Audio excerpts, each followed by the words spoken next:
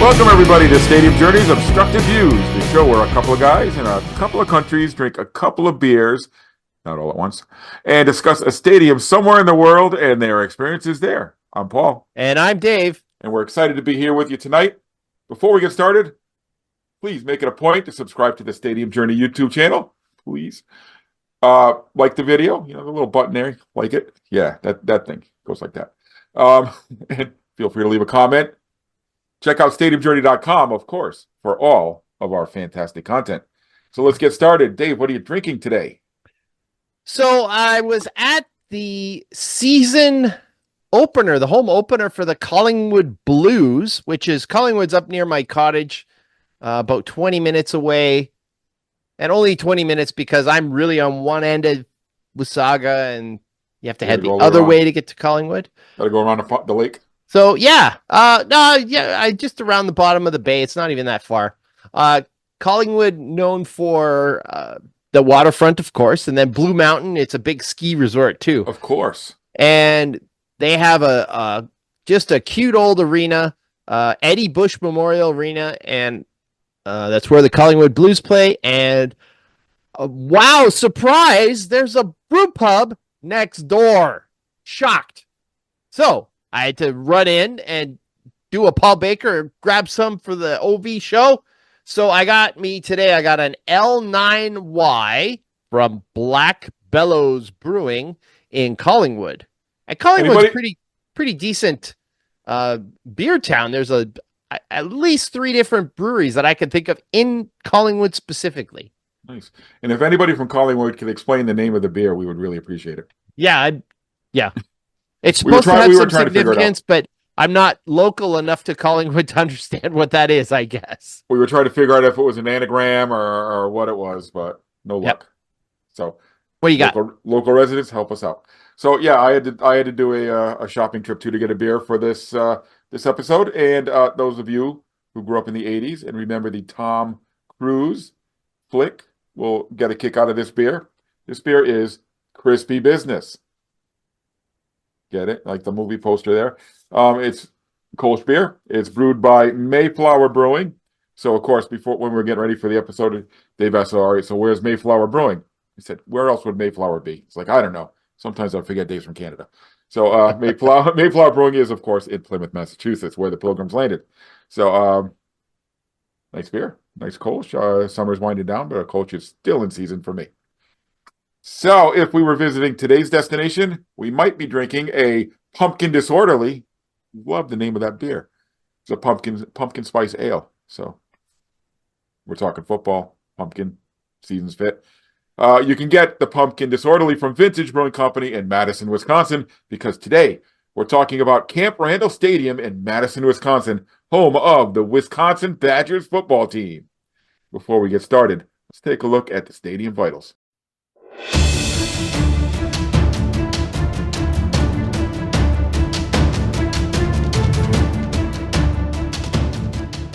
So today we're talking Wisconsin Badgers football, and to do that we had to bring in a ringer, somebody who knows Wisconsin Badgers football inside, outside, upside down. I believe he was a student there way back about 20 minutes ago because he looks like he could have been a student 20 minutes ago. And you may know him from the College Football Tour website. Multimedia mogul Andrew Bauhs, thanks for joining us. Welcome. So glad to share my absolute love for the Wisconsin Badgers and Camp Randall Stadium, which is like a second home to me. So let's do this. Yeah. Bauhs is in the house. Let's do it. Let's start right off with the big mystery. Is Camp Randall Stadium is kind of an odd name for a stadium, but there has to be some meaning behind it. Tell us about where we get the Camp Randall and Camp Randall Stadium from. Well, Camp Randall was an old Civil War training ground back in the early 1860s. About 70,000 troops had trained there. And so that's where the camp comes from. The Randall comes from, that was the Alexander Randall was the governor at that time. And so that's, blend them together, Camp Randall. and that name has stuck. And I love it because it's powerful. It's fight, fight, fight, and I'm glad that no branding has hit it or anything like that. Just good old Camp Randall Stadium, and people know it, and I love it. Yeah, and Wisconsin Camp Randall, it totally fits. It's in an old school conference. It's an old stadium. It's an old team. The team, I think, started 1889. The stadium was built in 1917 or opened in 1917.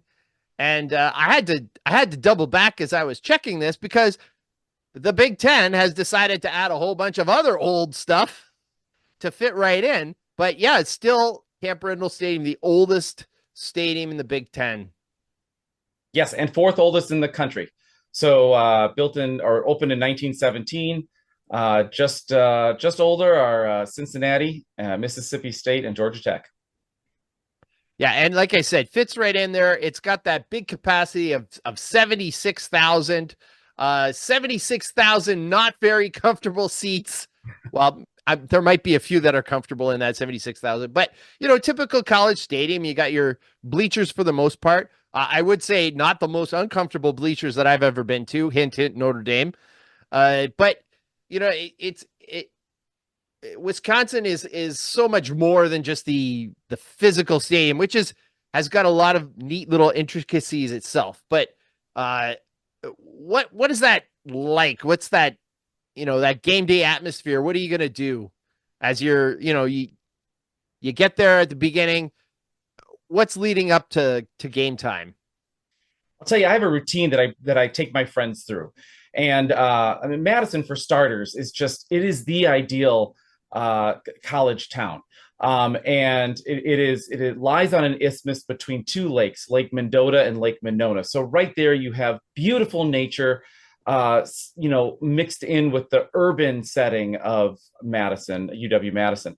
I like to start at the Capitol, and maybe do a little farmers market around the Capitol and walk up State Street, which is, just the epicenter of the town, bars, restaurants. That's kind of where the energy, really the heartbeat of the campus and the heartbeat of the city. That takes me to Memorial Union, where you can sit on the lake and have a couple of beers and watch people sailing and doing their thing. Tons of fans start their day there. I mosey down to Union South, which is on the other end of the stadium, other end of the campus rather, and pregame band concert will happen there. And you just walk across through the famed Camp Randall Memorial Arch and head on into the stadium. And nothing gets more classic of a game day than what you see in Madison. It is just ideal. Now, what's the of course we put hand in hand, we put football, college football, and tailgating together. Camp Randall, maybe not the most traditional kind of tailgating scene in a sense that it's not surrounded by a whole whack of parking lots. In fact, I would say, from my experience, you should probably have an idea of where you're going to park, because it's not like so simple, like you're going to be lot A, lot B, lot C, where they're right around the stadium. You're in a pretty much an urban campus. Yeah, I'd even go as far as saying that Camp Randall is dropped right in the middle of some residential neighborhoods. And so as a result, a lot of parking will happen on lawns. A lot of partying will happen on lawns and tailgating as such. There are tons of lots that are dotted throughout campus that will be open for tailgating, things like that. There are parking lots, but they're, again, spread around campus, like literally like parking garages. So it's scattered. You do have to know where you do have to have a plan. I personally like to park at the Capitol. And then it's about a little over a mile walk, a mile and a half maybe, to get to Camp Randall. So, but a lovely walk. You can do so along the lake if you want to, all of that. So gives you a nice little feel of the campus as you're doing that. And parking there is pretty cheap. But it can get, obviously, like you'd expect, it gets more expensive as you creep closer to Camp Randall. And is there is the school putting together a tailgate, or what is the tailgating scene? Yeah, the tailgating scene, it's there are a lot of open, like, parking lots, like flat parking lots that people pop up tents, roll up their cars. There are some places where Maybe it's a little bit distant, and you can park, tailgate there, and then kind of get shuttled in to the stadium. So there's a lot of that. But as far as the tailgating scene, it's a little bit scattered. I would say that one of the best spots to go to is Union South, which is across the street from the Camp Randall Arch. And what's great about that is that it's a little bit indoors, a little bit outdoors. They serve all different sorts of Wisconsin classics, from brats and beer to Bloody Marys. And you can get it all there while listening to the band as they come through. So that's kind of a nice little place to go if you don't have any specific tailgate, and it feels very classic Wisconsin. Yeah, and when it comes to the building itself, I like what you said, where it's kind of dropped in. Yeah, I felt it was kind of wedged like right in there. I had to look this up, and it's been a few years since I've been, but one of the distinct memories I had was walking on Breeze Terrace, and just like I felt like the stadium was hanging over the road almost, like it is just so close. And across the road, you've got all these, student houses basically, and they're all kind of doing their game day thing, doing their party thing or whatever. And yeah, it was really kind of wedged in there. And after the fact, I kind of felt lucky that I had planned my parking in such a way that, I wasn't driving around searching and searching and searching. So, I mean, I would say that would be one thing to do, is try and make sure you have a bit of a plan. If not, make sure you're really early so you're not kind of scrambling at the end, which I think has been a bit of an issue for, and I do recall some coaches and school personnel being upset with the students for taking so long to get to their seats. And I can remember when I went, like the student section was like, wow, it's kind of empty, and it slowly fill up, slowly, so that by halftime, probably all the students who were coming were actually there. When I started going to games in the early 90s, that was never an issue. That place was packed all the time. And then they've had some sort of ticket voucher exchange kind of system that students have when they get to the stadium, and it really slows down the roll. Wisconsin gets hit for that a lot, because, those early camera shots when the game is starting and you see like half the student section's empty. Well, half of them are just waiting outside. It's frustrating. And we've been asking the admin to figure a way to make it more like mosh pit style, kind of the way it used to be back in the 90s. Just let them in. They don't care. It doesn't have to be all fancy. And so I will say that the opening game I went to this year, Western Michigan, on a Friday night, that thing was packed to the rafters right away. And I think they're figuring it out. I think they fixed something this year. I'm hopeful. And so we'll see how that goes. But ultimately, even half the student section, even when it's there for that little, early part of the first quarter, it still beats the hell out of most student sections. That group is something else. And I'm telling you, you gave me the chills just thinking about that walk up Breeze Terrace. You're right. That upper deck feels like it's hovering over Breeze Terrace. It feels like you're walking in the shadows of it. And I'll tell you, I've caught a number of beers from those second floor porches. Hear me. On my way, I love it. I mean, it is just a beautiful blend of everything that makes me happy. Well, and that's kind of part of it, right? Like that walk really gets you to feel that the stadium is imposing. It's huge. It's big. It's not like a Michigan where it's dug down and it's kind of a unassuming. It is a big, high, in many ways, it's a concrete structure. Not ugly, boring concrete. Lots of kind of interesting recessed, art, locos, whatnot, like right in there. There is a bit of mix. You could tell where it's kind of on the newer side. It's brick and windows kind of on the newer side, but just walking by, it's just like, wow, this is big. Yeah, that upper deck was added in 1966. The Badgers were kicking some major butt in the 50s, and they kept expanding and expanding, and then eventually they said we can't expand out anymore. We have to go up. So they did, and they threw that big slab of concrete there to keep the sound in. And you're right, imposing it is, and something I'm proud of. I like to walk people who have never been to Camp Randall down Breeze Terrace to show them that. if I can, I walk them through the Camp Randall Arch, go around behind the back of the stadium, and then go down Breeze Terrace. So I'm basically giving the big roundabout as I get them to our gate or whatever. But I think it's a great feeling. It's a great stadium to walk around. Feels a little like Wrigley Field to me in the sense that it's so jam packed, and as you walk out of that stadium, there are just people all in the streets.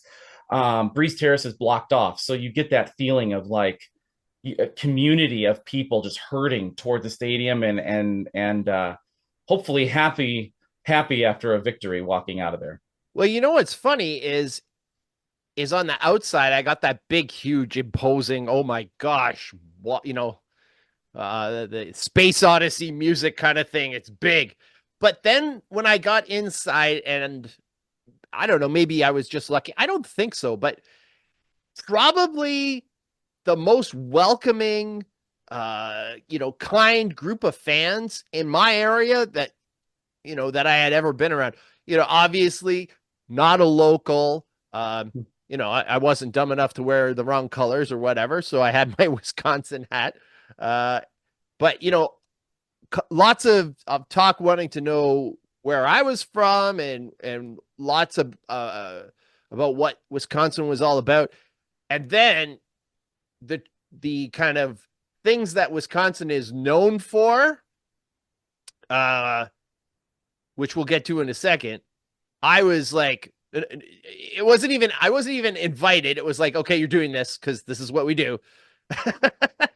and that's probably the biggest thing that Wisconsin football is known for is the jump around. Yes, and that started. And well, first of all, to get to your fan piece, it is a lot of Midwest nice, and we love to show off what we got to people who haven't been there before. I've had a tradition of bringing new friends who've never been to Camp Randall. I'll try to do it every single year. I've been doing it for almost 20 years, bringing new people in, and I love to do it. Yeah, the jump around, yes, and I think that started in October of 1998. I was actually at that game where that started. Purdue at Wisconsin, Drew Brees, Ron Dane. The game was incredible, and he was pretty organic.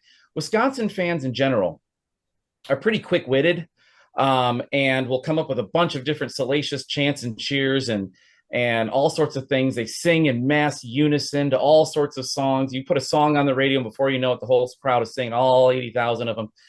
The jump around just was organic and seemed like such a simple thing, but it became so iconic because a lot of the people in the upper deck, and particularly the press box, could feel it shaking. You can, when you're in the upper deck, and particularly the press box, you can feel a little bit of a tremor. And it's a little concerning, but but at the same time, it's like, wow, this is real and it's powerful. And everybody looks forward to it. It guarantees that the fans are going to stay there at least through the third quarter. So even if we're losing 56-3, we're going to stay there for that. Or the other way around. Right. I know. But yeah, no, that tradition, I remember it the first time it happened, and it just felt like something that Wisconsin fans would do anyway. Had no idea that something like that would catch on the way it has. So much so that like it has become a song that people associate with the state. So I think it's pretty cool. And for those who are totally in the dark, between the third and fourth quarter, they play House of Pain, Jump Around, and literally everybody in the stadium is jumping up and down in unison. I'm sure it started with the student section, and that's how, and that has morphed into just basically everybody. And funny enough, I feel like I actually remember hearing this as it was happening. They canceled it at one point because they were worried. They were worried that they're going to tell old. Don't forget the stadium's from 1917, right? They were worried that the whole stadium was going to come down, and there were protests. Concrete, it's fine. There were protests, and then they brought in the engineers, who no, it's going to hold, and then it's kind of been embraced, and and I think that's what's needed. It's something you don't necessarily see in kind of professional sports, but it's a college that's going to say, okay, this is probably a little bit yeah, maybe a little left to center or whatever, but it's ours. And as an institution, we're going to embrace it, and we're going to do what we can to make it ours. Yeah, you aren't going to stop it. It's like the stadium almost said, "Hold my beer," like I've got this. Don't worry. And truly, like it has become part of the fabric of game days now. Before then, and like one of my favorite tradition, truly, is the fifth quarter, which occurs after the game. Everyone thinks a jump around first, but I love the fifth quarter. The band, which is known for its silliness in so many ways, really lets loose for 30 minutes on the field, and there's all sorts of traditional dances and songs and legit polkas that everyone in the stands will do. Not the entire crowd stays, but a good 25 to 50%, certainly a lot more if it's a big win. And just dance and sing and cheer, and it's a party for 30 minutes, and then the band marches down back towards the lake, and it's that I've always loved. That's been a tradition at Wisconsin forever and ever. And that's personally my favorite because it's what I grew up on. We always stayed for the fifth quarter and always made it something that our family was a part of, and it's so much fun. I loved as a student being there. I mean, it was just just another reason to extend the game. And I found that as a bit of a treasure hunter, someone that I like those little things. I like those murals, those pieces of history. I mean, there's plenty of stuff to look at. Plenty of stuff, whether it's on the history of the stadium itself, whether it's like these iconic figures who have come through Wisconsin football, whether it is the Ron Dane Heisman Trophy, whatever. It seems like there's something for everyone. If you want the big party atmosphere, it's there. If you want, if you're a hardcore football guy and whatnot, I mean, Wisconsin has been in the top half of the Big Ten like forever. If you like all the history stuff, all the little treasures, there's plenty to look for. It just seems like that Wisconsin, that the students, the institution, the whole thing has given you everything you could possibly want.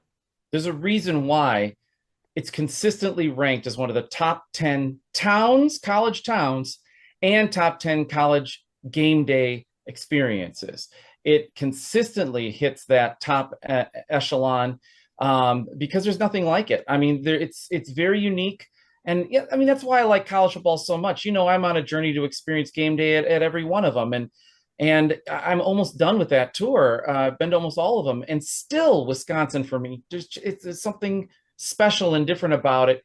And people might say it's biased, but it's certainly a little dose of that in there. But truthfully, like it's special. You got to be there to feel it. It's really cool. And you know what? Better way to wrap it all up with that. If you can, you got to go. Put it on your bucket list. Make sure you experience. And you don't have to be there for Minnesota or for Iowa or Michigan or Ohio State or any of those big ones. I went and saw them play Utah State. Probably the first game of the year, probably like the lowest interest game of the year. And I had a blast. So if you got a chance, make sure you get out there. That's our look at Camp Randall Stadium, Wisconsin Badgers. Thanks for joining us, Andrew. We'll see you on the road real soon. My pleasure. Cheers. And on Wisconsin.